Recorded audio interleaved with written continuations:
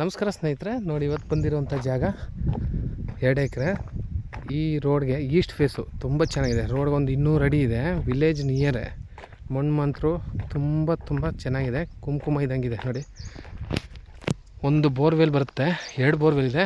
ಒಂದು ಮೋಟ್ರ್ ಬಿಟ್ಕೊಂಡ್ರೆ ಒಂದು ಮೋಟ್ರಿಲ್ಲ, ಇಂಟ್ರೆಸ್ಟಲ್ಲೇ. East face. ಇದು ಬೆಂಗಳೂರಿಂದ ಜಾಗಕ್ಕೆ 145 ಕಿಲೋಮೀಟ್ರು, ಮೈಸೂರಿಂದ 75-80 ಕಿಲೋಮೀಟ್ರ್ ಆಗುತ್ತೆ.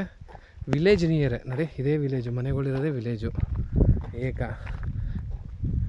ಈ ವಿಲೇಜ್ ನಿಯರ್ಗೆ ಇರುವಂಥ ಜಾಗ 2 ಎಕರೆ. 3 ಎಕರೆಲಿ 2 ಎಕರೆ ಕೊಡ್ತಾರೆ. ಬಟ್ ಇದ್ರ ಹಿಂದೆಗಡೆ ಒಂದು ಡ್ಯಾಮ್ ಇದೆ.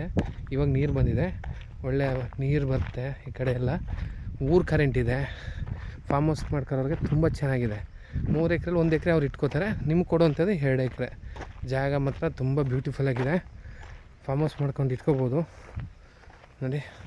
ಇಲ್ಲಿಂದ ಹೈವೇ ರೋಡು 3 ಕಿಲೋಮೀಟ್ರು, NH ರೋಡಿಂದ 3 ಕಿಲೋಮೀಟ್ರಿಗೆ ಜಾಗ. ಮಾತ್ರ ಇದೇ ಥರ ಇದೆ.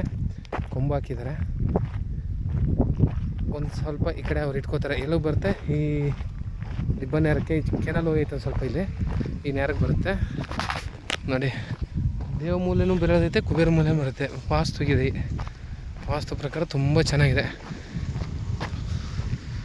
ಜಾಗ. ಮಾತ್ರ ಇದೇ ಥರ ಇದೆ. ಫಾರ್ಮ್ ಹೌಸ್ ಮಾಡೋರಿಗೆ ಮಣ್ಣಂತೂ ನೋಡಿ, purely red soil, general property